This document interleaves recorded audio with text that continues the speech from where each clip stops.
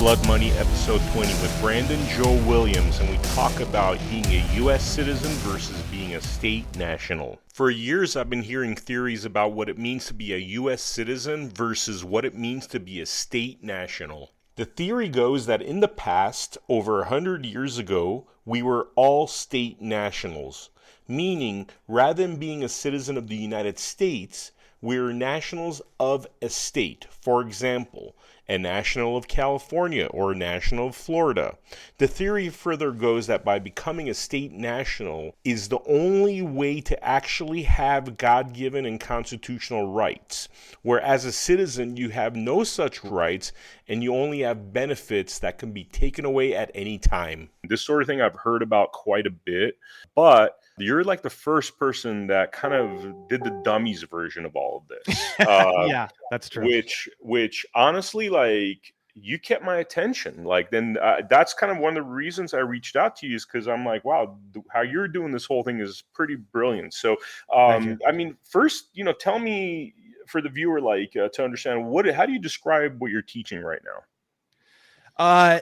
People assume that they can't disconnect from certain things that they don't want to have any part of. And as COVID continues and as the insanity that we see ensues more and more and more, people feel like they have no choice. They have to contribute. They have no choice. They have to comply. They have no choice. There's this illusion that we live in a slavery system, which we do. The illusion of the slavery system is true, but the factual matter of the situation is that it's actually tricking you through this kind of cloud of hazy terms and words and definitions, getting you to voluntarily contract into something. So per the Seventh Amendment and stuff like that, it's actually illegal to have indentured servitude. All the forms that people fill out, they fill it out on their own determinism. They sign under penalty of perjury that they were not under any sort of duress to sign the documentation. It just comes down to the words, terms, and definitions of the words that are just really, really tricky. And what they do is they sort of con people into voluntarily contracting into these various areas.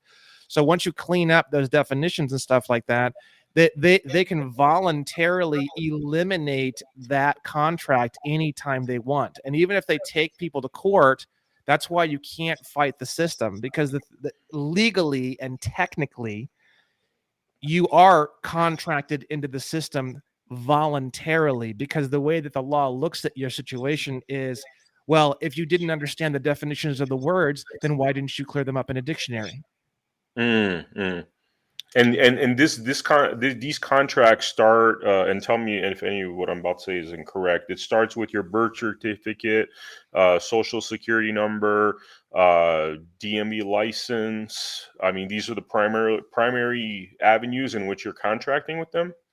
There's a whole bunch. There's ones that I don't even know of. I just learned about another one recently where if someone is previously military, they're assumed to be military for the rest of their life unless they file a DD 214 discharge form. Oh, wow.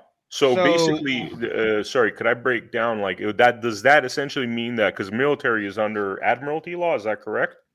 Well, yeah, but military is a part of the for-profit federal corporation known as the United States, which means Washington, D.C. So it's a private corporate military. Our military is not a governmental military. It's actually literally a corporate military power.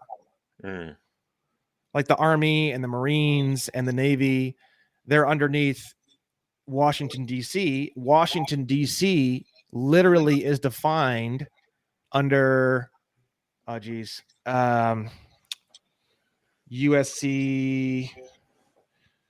Let me see here.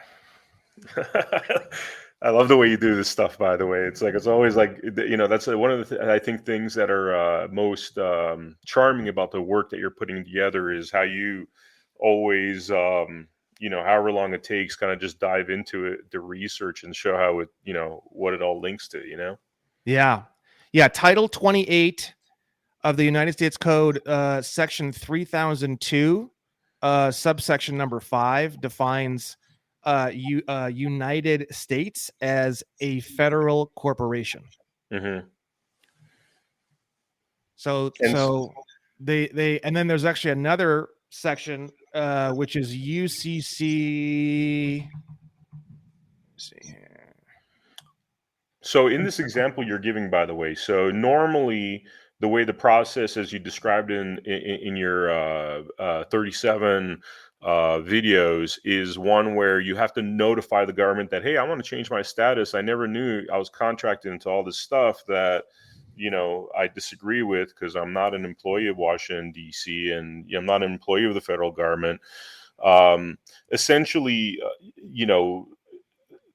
that process is one that you do throughout all the contracts that you have in place. Yeah, I mean, there are many contracts. There's the driver's license. There's military contracts. There's the marriage license. If you've ever gotten a marriage license, Yeah. that one ties you into the state real bad. There's the Social Security. There's the birth certificate. There is the passport. There is tax forms, IRS forms that you're filling out. So these are all the primary points of contract. I just wanted to finish this last thing I was saying, though. UCC 9-307 subsection H states the United States is located in the District of Columbia, verbatim. Wow.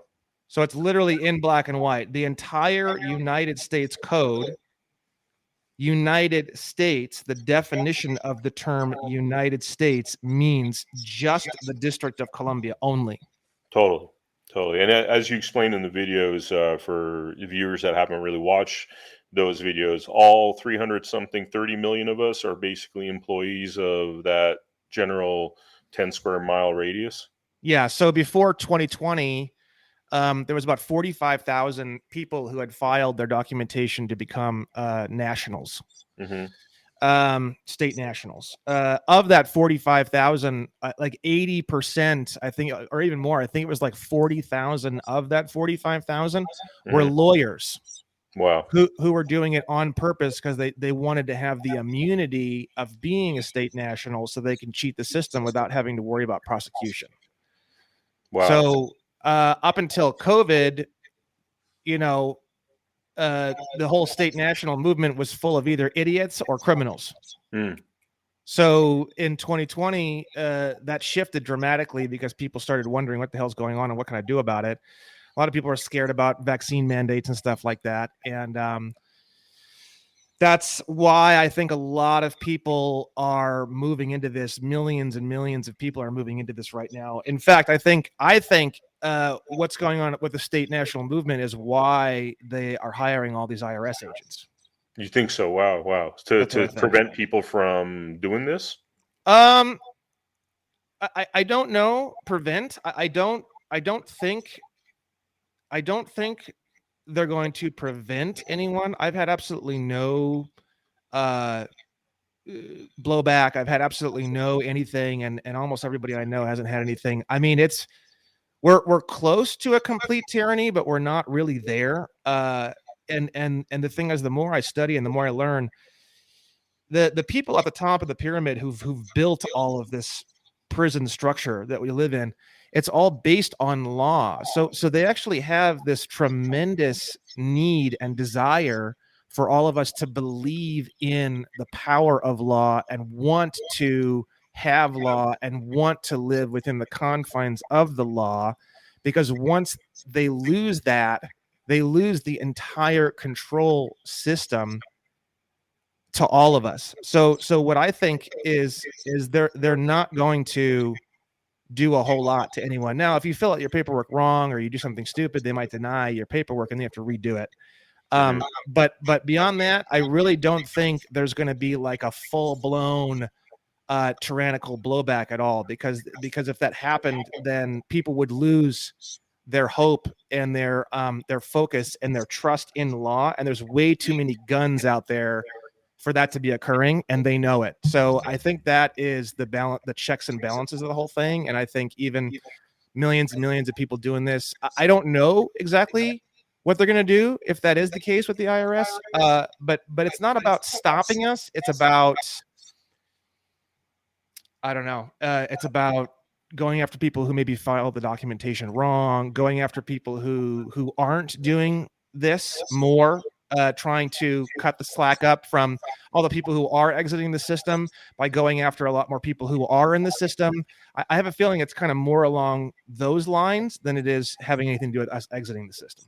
I mean, but that doesn't that just encourage people to get out of the system if they start attacking people that are still in the system? They're doing a really good job of antagonizing people into wanting to do that right now in every area. So yeah, I mean it matches their behavior. If the way they're going, they're pushing everybody in this direction. So I mean, as far as I can tell, if they keep going the way they're going in the next 10, 15 years, it's going to be pre 1871 America all over again. Yeah, yeah, totally. I mean, one of the, I guess, going back to the army guy example, because I want to, for the viewer, I want to illustrate what exactly we're talking about, right? So, in the case of that gentleman, you're mentioning, not only does he have to do the DMV and the birth certificate and undo all that and send notices that this is no longer applicable, you're also saying that he has to fill out this extra form to make sure his paperwork is done correct. Yeah, I don't know a lot about it. I just it was not even in my original course because I found out about it really recently, and I was going to make a video on it eventually. But basically, oh no, I'm sorry. What I said earlier, it was wrong. So it's actually a DD 2168 form, Mm-hmm. and then once you file the DD 2168, then you get in return a DD 214 discharge certificate. And Okay. that discharge certificate is what you need to be officially outside the system on that contract. Okay. Now, explain. Everybody knows what it's like to be in the system. Explain to the viewer in the simplest way possible what it means to be outside the system. Once you've sent your notices out and you let all the different parties know that you're no longer bound by these contracts. So you become what's called a non-citizen national. And so the term U.S. citizen means that you live in and work for the federal government. You live in Washington, D.C., and you work for the federal government. Okay. Okay. The word national And means, by the way, sorry to interrupt you, but the reason, again, for the viewer, the reason they've done that is because by creating this almost like fictitious world, they have a lot more control over how we're treated, and that's what we're exiting out of. you have no human rights. If you're filed as a U.S. citizen, you are basically a legal fiction and you are owned property. The actual word is called a franchise. You are a franchise of United States, which by definition means the District of Columbia. Okay. Yeah. So basically what you're doing when you change, like you're a cart in a mall, basically. You're literally yeah. like a cardboard box being shipped around. Yeah.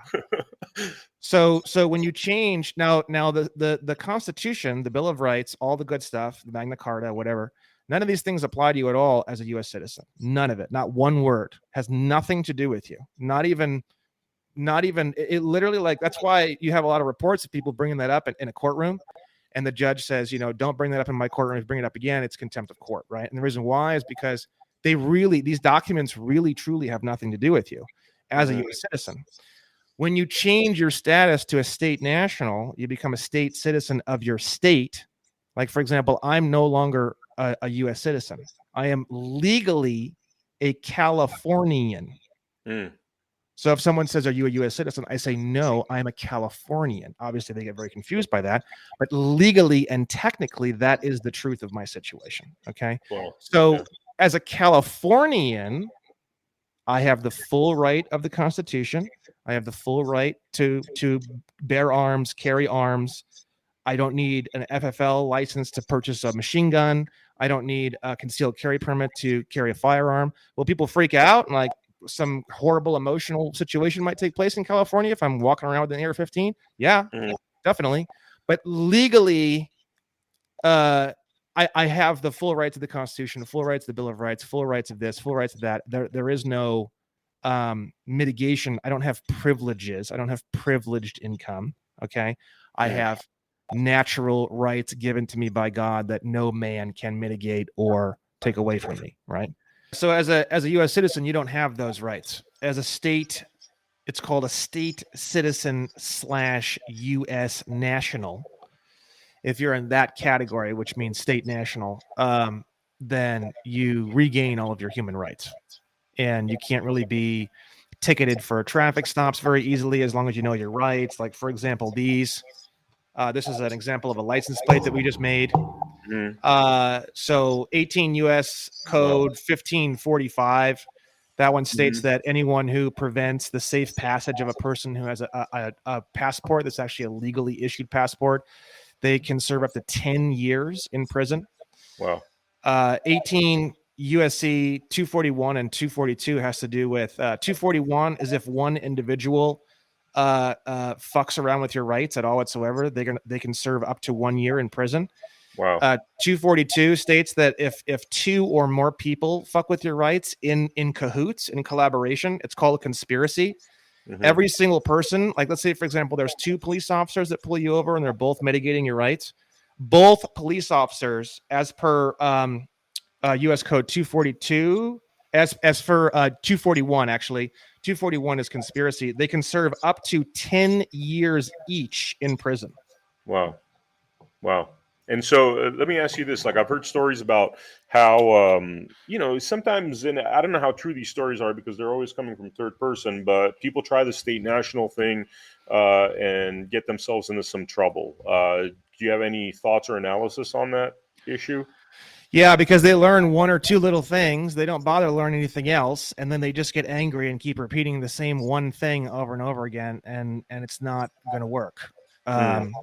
You have to have a really, really verbose, complete understanding of everything in the system. And you have to have your paperwork in order. And you have to understand the laws. And you have to understand the legalities of everything. And if you want to have any sort of enforcement, you have to understand how to do liens. You have to understand how to do a lot of things. Otherwise, you can't get enforcement. Otherwise, a lot of people just learn this stuff. They never file any paperwork or anything. They just say I'm a state national or whatever. And but paperwork wise and contract wise, they're still filed as a U.S. citizen. Because they haven't done the right notices, is that why? Well, yeah. If you're filling out a W-9 IRS form, you're signing that you're a U.S. citizen. If you have a driver's license, there's one of the questions on the application for the driver's license. Are you a U.S. citizen? You selected yes. You were under no threat or duress when you said yes. No one had a gun to your head telling you to say yes to U.S. citizen. When you signed up for your passport, the passport paper, the DS-11 application form asked you, are you a U.S. citizen? It also asked you, are your parents U.S. citizens? And it also asked you, is your spouse or past spouse U.S. citizen? You said yes to all of those. No one had a gun to your head. The list goes on and on and on and on and on. So then you turn around and you get pulled over and you say, I'm not a U.S. citizen. That's not really how it works. So that means by that same definition, if that's true, you're now guilty of perjury, which is a felony. Because you lied to the police officer.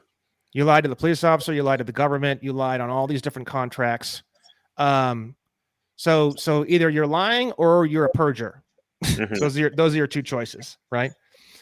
When you go through and clean up all the past points where you did attest that you were a U.S. citizen and you adjust all of that and clean it up, now you're no longer in that category anymore. And now you really are standing as a state national, and there's evidence to it, and no one can really tell you otherwise or call you a perjurer or anything like that. Okay. Now, I wanted to bring up, because since I got into your classes, the 37 classes that you have out there, I met a gentleman who essentially runs something called the Nevada State Assembly, right? Yeah. And they seem to have this process dialed in, because I approached him. I said, hey, I've been learning a lot about this stuff. I actually sent him your website. It's funny, your website, the whole conversation there is always hilarious, because you got to kind of convey why, like, it's called One Stupid Fuck, I know, it's such a great conversation starter. You know what I mean? Yeah. And I'm like, just, scroll, you'll get his vibe, So Yeah, he was. He said he's got it all dialed in. He showed me like these notices that they send out to, the Secretary of State, National, the State Secretary of State, the Attorney General. What else? IRS. There was a couple of notices, two different offices. Yeah. Does that sound like in line with the correct procedure of how this whole thing goes? There isn't necessarily exactly a correct or incorrect procedure because it all comes down to mindset. The mindset is you guys are over there in your little sandbox. You guys have your own code. You guys Yeah, have all your little rules. You guys have your own 10 square mile radius sandbox. yeah, You guys have, your own police force. You guys have this, you guys have that. You guys have your own little thing. You're yeah, over there and I'm over here and I'm simply letting you know that I'm over here and legally and lawfully we both know that if I tell you something and it's an affidavit, it becomes truth and law unless you want to rebut it. So mm. you're not really, it's nothing more than an informational communication. You're just letting them know that, You're hey, just I letting them realized know. I'm not in your sandbox. I have nothing to do That's with right. DC, and I'm here. I want to be kind of a citizen of here, basically. And that's why people get all pissed off and they get angry and they da, da, da, da. It's really simple. It's just whatever you send them, they just file it. Yeah, yeah, You sent them all this crazy documentation and you've signed under penalty of perjury 6, 7, 8, 9, 10, 12, 15 times that you're a US citizen. All they do is just file it in the fucking file drawer. okay, So now you're waking up one day and you're saying, well, wait a second. I didn't know what that term meant, US citizen. Now I do. It's my responsibility to understand law. Yes, I'm being scammed and I understand that. But at the end of the day, whose responsibility is it to actually ask these kinds of questions and clear up the definitions of these terms? It's my responsibility. So I'm officially putting you on notice, letting you know, informing you that this is the situation. I'm this, I'm doing this, I'm living here. I goodbye. It's like yeah, you're breaking up. It's a breakup. yeah, yeah.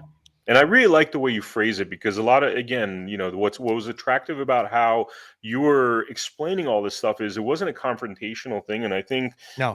what I've gotten the sense of, hearing these ideas prior to, finding your website, it was basically that, it's like this kind of like, leave me alone. Like I'm my own country, I'm my own sovereign thing. And very kind of like, not your approach. Your approach seems like it's more about like if you get pulled over, if you're in court, or you have to visit court where you don't have, but to ask questions, to dig through their definitions until basically they come to the conclusion of, let this guy go kind of thing.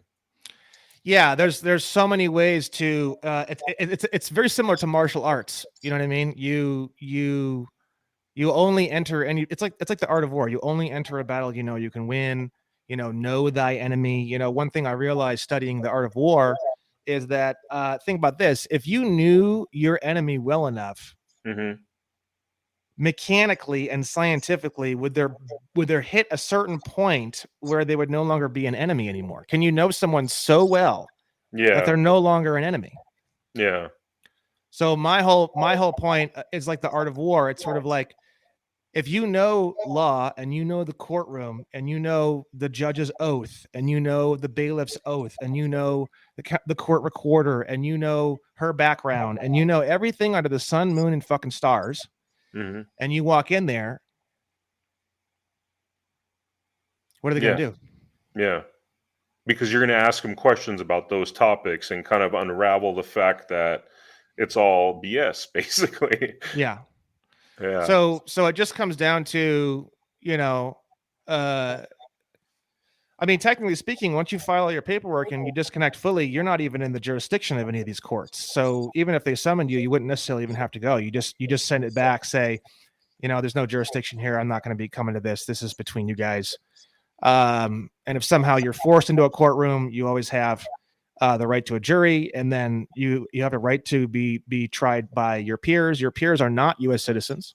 Mm-hmm. So you're only going to be tried by people who are state nationals, which they all know about all this shit. So they're Mm-hmm. fucked. They're fucked. Any direction they want to hit you, they're fucked, and they know it. Really? As long Wow. as long as you know Mm-hmm. the information, you're essentially completely immune. I mean, you already have diplomatic immunity being a state national, but when you really start to understand this stuff more and more and more, it gets to a point where, I mean, you could even do almost anything you want, and there's nothing anybody can do about it. And Well, I have except for victim crimes, there yeah. can't be something where there's an actual Well, victim. that gets a little more complicated too, because I think one of the reasons why, like, you know, all these political criminals are running around and nobody can nail them down is because there's when you put someone in jail, there's a bond that's attached to them, and their body is held on as surety on the bond. But if you can discharge the bond, you can actually discharge the bond at the arraignment. So you can actually, like, literally do anything you want, Mm-hmm. and you can discharge the bond at the arraignment to the point where, like, you can't actually be put in prison except basically for like treason, because treason is like a public execution basically, and I believe it's still the same law as it was Mm-hmm. 100 years ago, right? Yeah. That one you're not going to get out of, you know, and that's the one they're trying to pin on Hillary Clinton, and that's the one that a lot of people are trying to use on these people to try to get them nailed down. But it's almost impossible to really nail someone down. Mm-hmm. And I pretty much guarantee all these political criminals, they're all state nationals. They're all state nationals. Wow. Wow.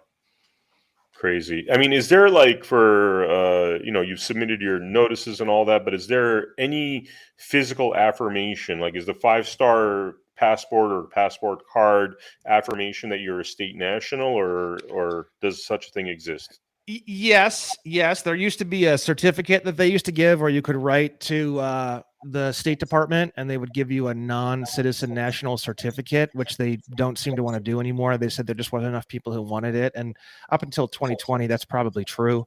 Mm. But nowadays, the only thing I really know of that would be like a full-blown certificate or identification that would show that you have this particular citizenship, nationality would be the proper word. Use this particular nationality, because citizenship is a word that would apply to Washington, D.C. Nationality would be a word that would describe state citizenship, because technically speaking, my nationality is Californian, Mm-hmm. and I am legally foreign to someone who has the nationality of a New Mexicoian. I don't know what the word would be. Mm-hmm. A Texan, right? So a Texan is actually considered a different nationality than a Californian legally. Mm. Got it. So, all right. So let me ask you this: what was your journey that brought you to this juncture where you're basically, putting these classes out there? I took over a landscaping company that I got for free, and there's a governmental organization called the Employment and Development Department, and they showed up on one of my job sites and decided to cook up this like totally bogus massive bill and send it to me. And I had that going on, and I had something else going on with a workers' comp audit, and the company was about ready to go under. And Mm-hmm. my business partner, his name is Tracy, and he's this like super tattooed dude who used to bench press 500 pounds, and he's a like third-degree black belt in like 3 different types of martial arts, and he's pretty frightening when he wants to be. He was like, dude, we're not giving up on this, because his friend works at the company, my friend works at the company, we have a bunch of other people who work at the company, Mm-hmm. and he's like, we're not giving up on this. You know, I don't know what we have to do, but we're going to need to figure it out. Mm-hmm. And that's how I got in touch with someone who I know from one of my jobs that I have. And she runs the California State Assembly, like you were saying, Oh, in wow. Nevada, right? She runs the whole thing. And she had been trying to get me to come to her house so she can explain some of this stuff for me for a long time. And I finally said, hey, you know, can I come to your house and can I figure out what this is? Maybe there's some answer here as to how I can handle this whole other situation that I'm involved in. And one thing led to the next, and 3 months later, I'm reading everything I can possibly get my hands on and ordering books by the dozen off of Amazon, and just books everywhere, all over my whole apartment. And watching all the Chris Hauser videos and reading Anna von Reitz and watching David Straight videos and just everything. James C. Lovett. I mean, anything I can get my hands on, I was looking at it, right? And then there was a certain point where I kind of realized that, the average demographic on this whole thing is very much older, right? And I was like, well, shit, maybe I could be the guy to bring in the younger demographic and kind of make it fun and exciting and simplify it and kind of dumb it down, like you said, right? Make it really, really simple and easy to consume. And it was kind of like a position in this whole thing that wasn't filled. There was nobody who filled that particular position in this arena. And I was like, well, shit, it's wide open. It's just sitting there waiting for me. And then I was like, well, fuck it. I could do that. Right. And my favorite public speakers are L. Ron Hubbard, Dan S. Kennedy, and Dan S. Pena. Right. The quantum leap advantage guy. He's like he's like my favorite of favorites. He's like, she's so fucking funny. So L. Ron Hubbard is sort of like this very dry, very sarcastic, kind of light, and then you have Dan Kennedy, who's sort of like joking, and he's like kind of antagonistic, but more on like the joking end. And then you have Dan Pena, who's like a full blown like fucking lunatic drill instructor kind of style. Yeah. So those three styles sort of I kind of rolled them together into the style that I did the course in, right? Because how many videos have you seen in the course? All of them. Oh, you saw all of them? Okay. Yeah, I watch all of them, yeah. So sometimes I'm like really kind of warm, and sometimes I'm like screaming, but it's like all in fun, and it's all funny. Yeah, it's all funny, right? Yeah, yeah. So it's sort of like how do you in this world, I don't buy into this whole bullshit thing where it's like you have to do everything in 5 seconds. But if you're gonna do it in 24 hours, which is my course, it's huge. It has to be entertaining. You know what I mean? Yeah. It really, really does. So have you done anything like that before? Like, was there any performing in your life, or were you just like you took this kind of corruption situation and then, created this whole thing? I've built free courses before. I've directed them. I've never been the star on the other side of the camera because I build marketing and sales systems for companies. So it was the first time me being the actual star of the show, but like I said, I've listened to public speaking and my favorite public speakers, just L. Ron Hubbard, Dan Kennedy, and Dan Pena. That's not including dozens of other people I've listened to. I mean, just those three alone, I have easily probably 3,500 hours I've clocked in listening to public speaking, right? For literally like 17 years, like solid 17 years, right? So for me, there's about 17 years of studying and figuring out what I like and what I think is good and all that kind of thing that's behind my course. So I make it look maybe pretty easy. But the fact is that, yeah, it's been a pretty long road and studying and practicing. And so, yeah. And whenever I ran into people that did this sort of thing, I mean, it's changing now, but they usually would charge a lot of money. Yeah. To do what you've basically done for free. I mean, what was the thought process there? The thought process is, I mean, when you really start to understand all this stuff and you really start to break down all the laws and you start to understand how money really works. I mean, I'm working with the U.S. Treasury right now. I hired 2 lawyers, and I'm working with the U.S. Treasury to open up a $500 billion trust where I'm going to be the beneficiary of the trust. Wow. So that's just one of like literally 27 different financial angles that I'm currently working on. I mean, literally billions and billions of dollars, like so much money, literally trillions of dollars. So first off, I mean, for anybody who really, really, really understands all this stuff, you're basically unlocking unlimited money code on GTA 5, essentially. Okay. So I don't really see the point. Like GTA 5, like Grand Theft Auto 5, infinite money. If I have anything to do with it, I don't want a bunch of rednecks on lawnmowers rolling up on Washington, D.C. with their shotguns, which that might happen, but that's not what I want to be a part of. I want to be a part of like, hey, Congress, you get your 10-mile radius, okay? And then I have my local government, which is just my little town, and we have our little local government, and if I don't like something, I'm going to go down to town hall and I'm going to tell them, or we're going to kick them all out. And we navigate our own little. You navigate your 10 square miles. I'll navigate Yeah. my 6 square miles. This guy over here, they're going to navigate their 15 square miles. This guy over here is going to navigate their 2 square miles. It's state based and then city based. So state would become the new federal government of the smaller areas of the state. Yeah. And then once you pass over state lines, you're technically basically in another country. It's like Europe. Yeah. Which is more in line with the framers of the Constitution. I think the way they saw things, Exactly. and I think they saw a lot of this stuff. I mean, I would think if they knew what was going on right now, they'd be pretty horrified. Oh God, they'd be absolutely horrified. They'd be rolling over in their grave every day. Yeah. Yeah. So I mean, through fraud, they basically enslaved us. And I mean, for people that don't understand the history of how we got here, I mean, there was a certain point in our history where we had certain rights, and then that kind of whittled down, right? You want to kind of give the bullet points on that for anybody that doesn't understand how that happened? So the last Congress that we had, I believe, was in 1870, and then the actual original real government was bankrupted, I think, in 1870 or 1871, and that's when the new government was formed, and it was an incorporated government. It was a corporation, no different than McDonald's. And that corporation was the birth of Washington, D.C.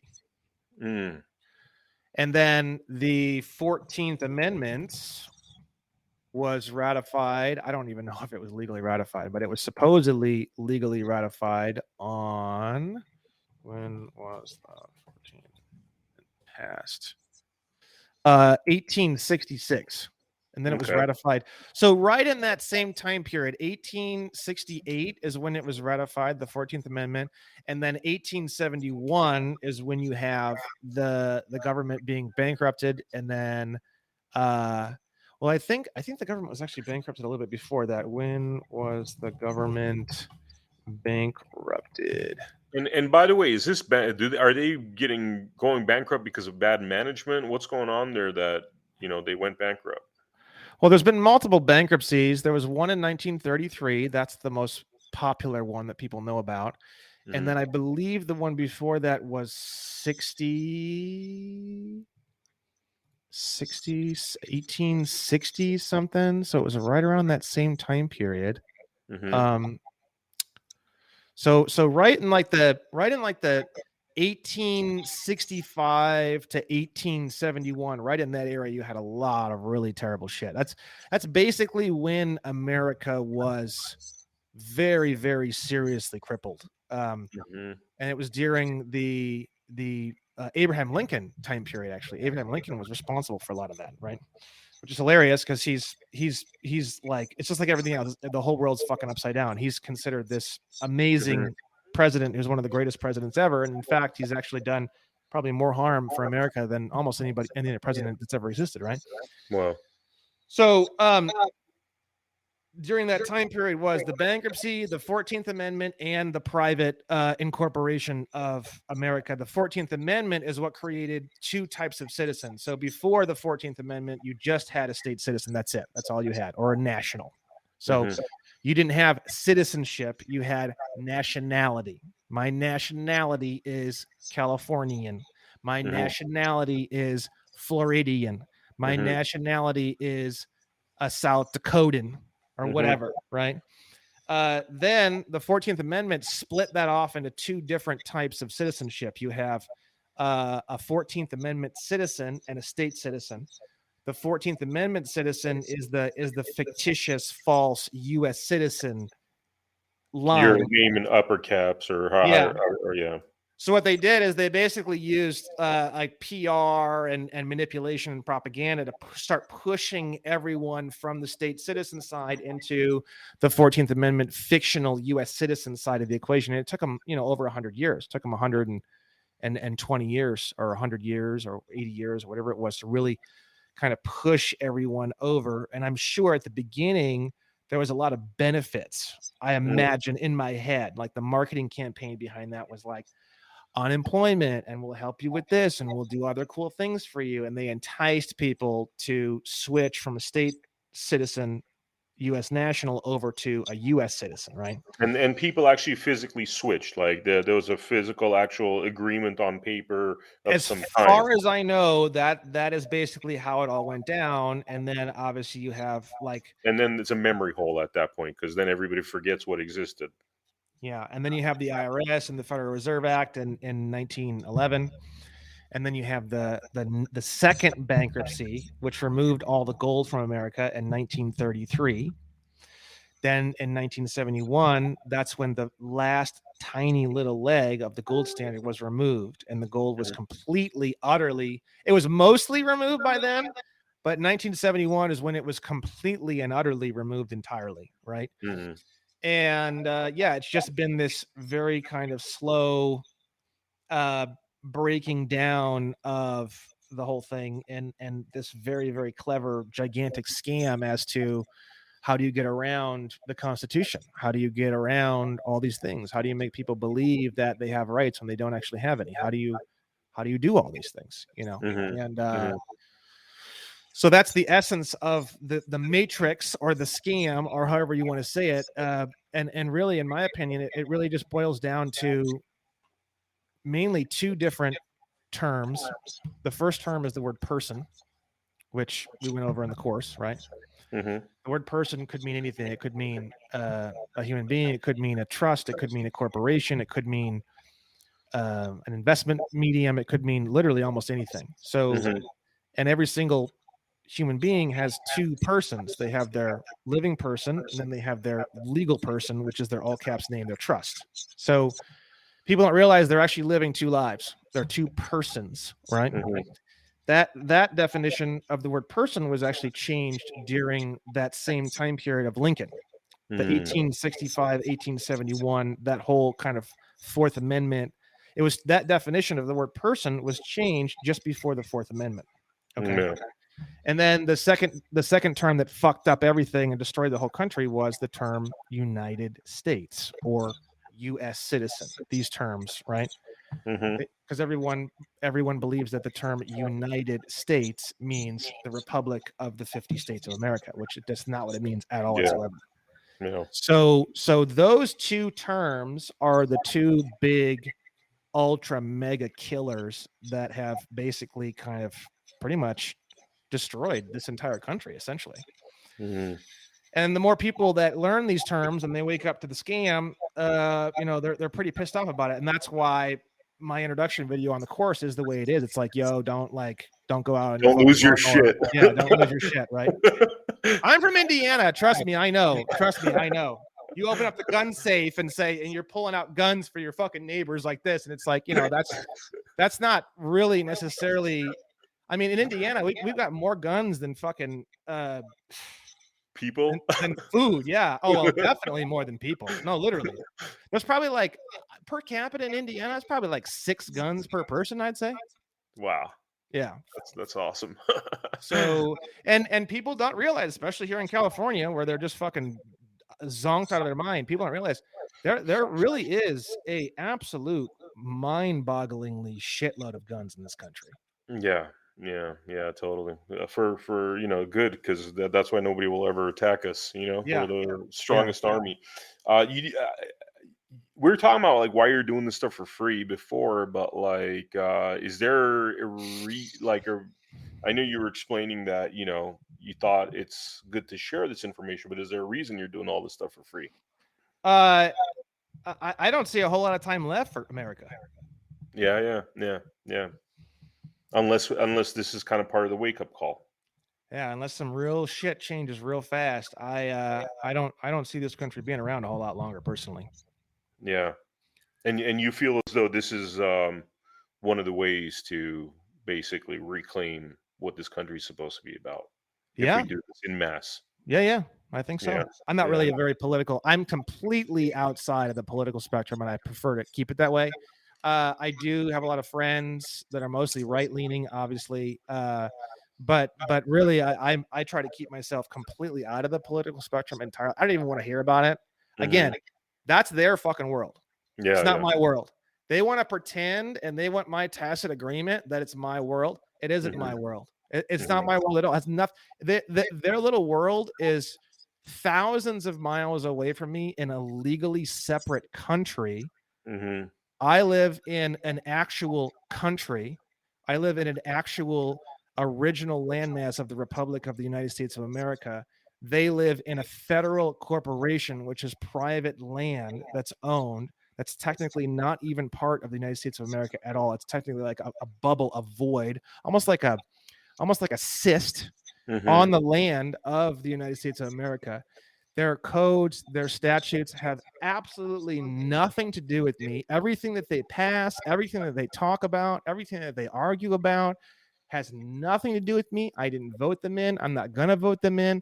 They're not taking any of my money. I don't pay them. I have nothing to do with them. No different than if I was concerned about the French government. It's the same idea. I'm not over here watching French news because I want to know what's going on with the French government.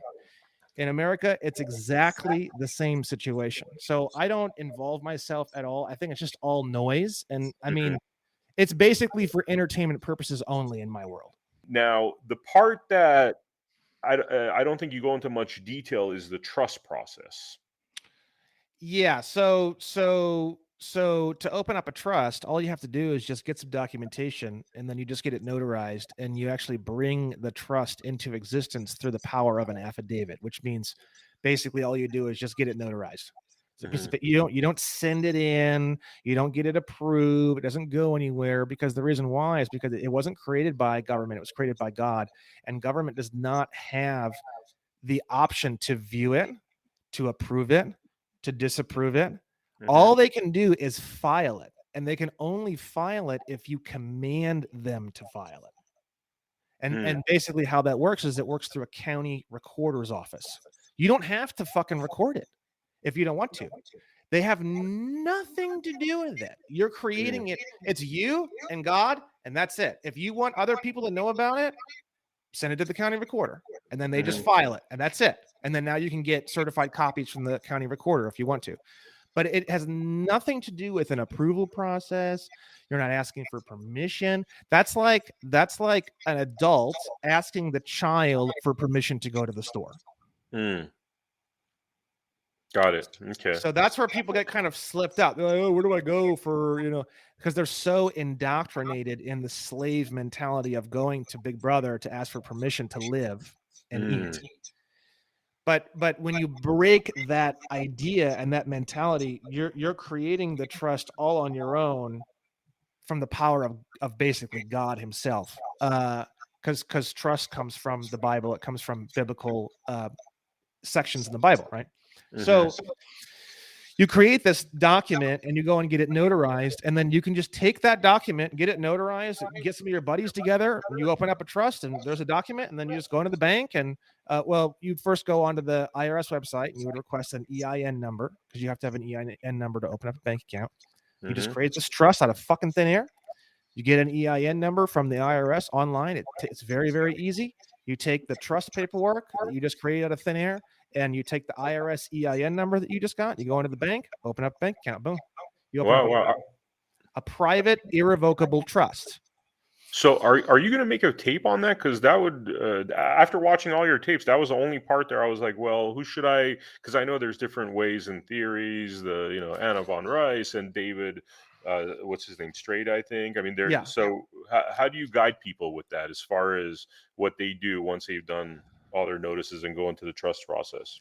The trust process is a little more advanced. I didn't really get into all the advanced stuff. I intend on doing a advanced course at some point in time where we're going to start getting into there's a lot of things I didn't go over in the first course. I didn't go over how to copyright your all caps name. I didn't go into how to go through a name change process. I didn't go into how to negotiate with the U.S. Treasury to open up trust accounts where you're the beneficiary, which you can legally do. I didn't go into trusts and opening trusts and how to operate under trusts. I didn't go into private membership associations very much, just a tiny bit. One of the reasons why I didn't go into this stuff too much is because I'm in the process of mastering these more advanced areas myself. So I just didn't feel comfortable going into it too much until I knew more about it. Everything in the course I know all about. But that was sort of like the ceiling of everything that I knew at that point in time, right? And then at some point, I'll either probably add more videos to the course, or I'll start working on a second course at some point in the future. That's going to have all of the more advanced type stuff, and we're going to start getting into a lot of affidavits and getting into all sorts of stuff. So it's but I didn't want to go too much on the first course. I wanted to push it as far as I thought I could without it overwhelming the audience too much.